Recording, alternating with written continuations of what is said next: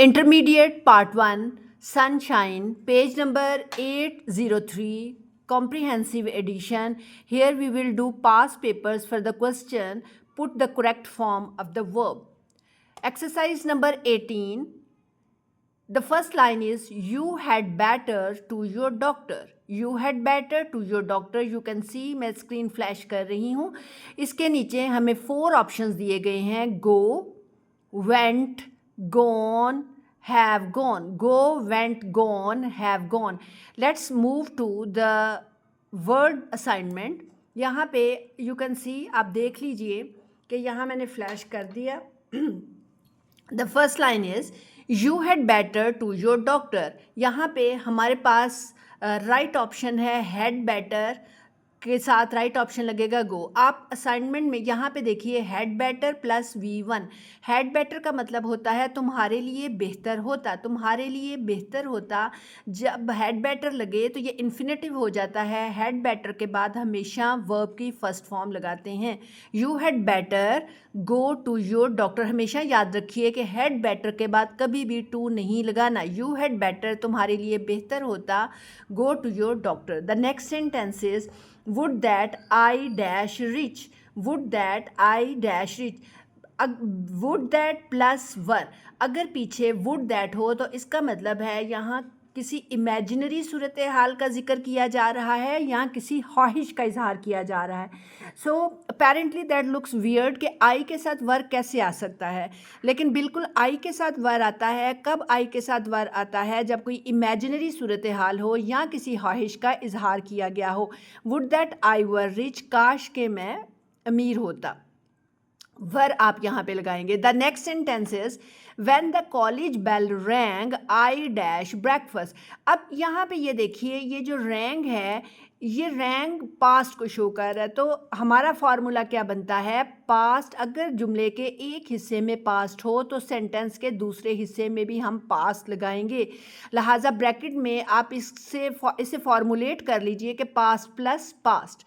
तो सेंटेंस हम क्या बनाएंगे? When the bell rang I, options क्या थे? Was taking, am taking, took, take. तो राइट जो सेंस बनती है, when the college bell rang I was taking breakfast. The next is, the beggar prayed that I dash long. अब देखिए कि prayed जो है वो दुआ करने के लिए जाहिर करता है. अब प्रे होता तो मे लगाते हैं, लेकिन चूंकि प्रेड है, पास्ट को शो कर रहा है, तो past is followed by past. लिहाजा the beggar prayed that I might के बाद वर्ब की फर्स्ट फॉर्म लगती है. The beggar prayed that I might live long. लिहाजा आप इसको फॉर्मुलेट कैसे करेंगे कि प्रेड प्लस माइट, यानी कि प्रेड अगर पीछे होगा तो आगे आप माइट लगाएंगे. Well, exercise number 19, Faisalabad board, paper 2018, group है 1. He dash living in this house for 2 years.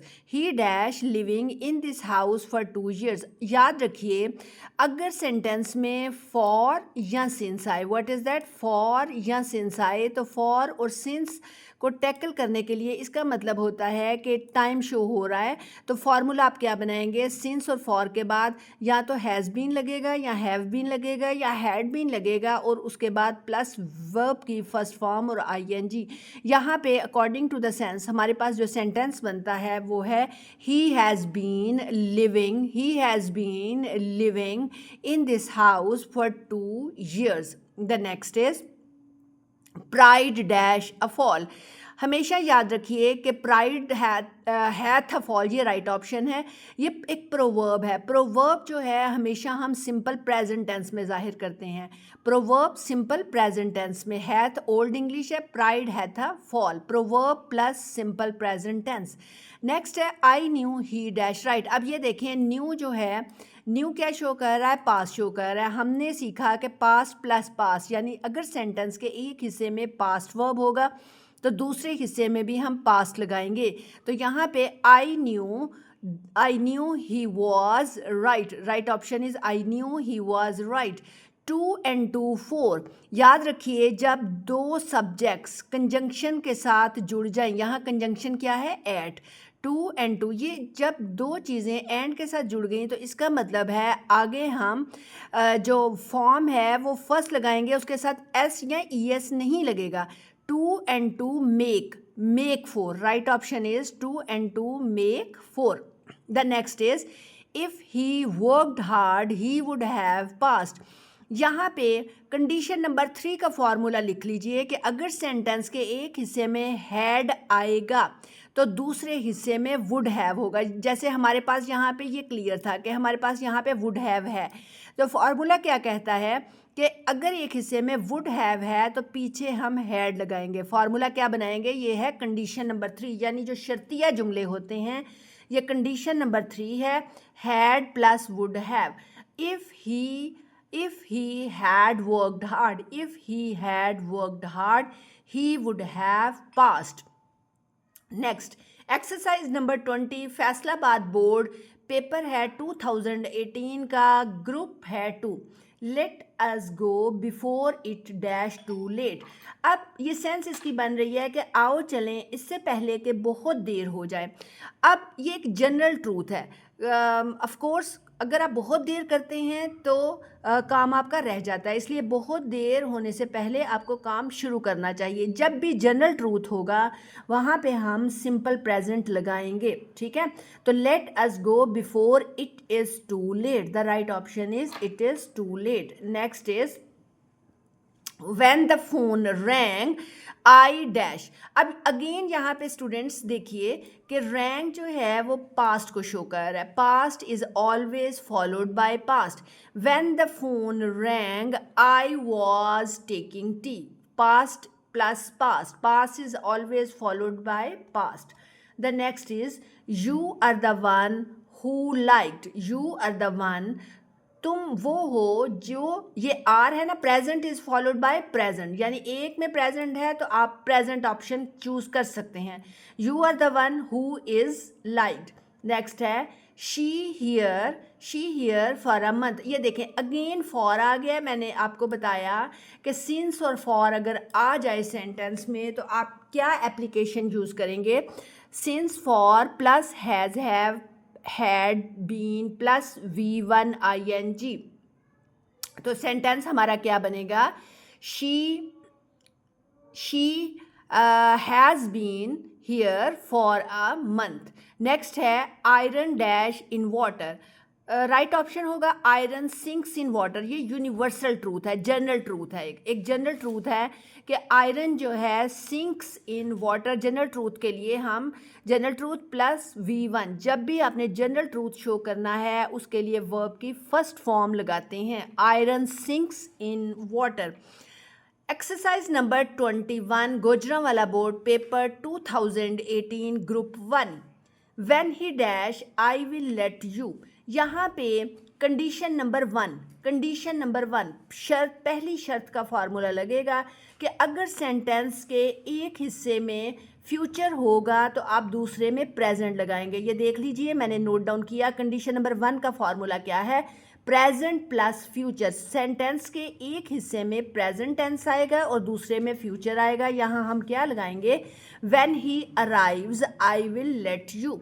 When he arrives, I will let you know. जब वो आएगा तो मैं तुम्हें बता दूंगा.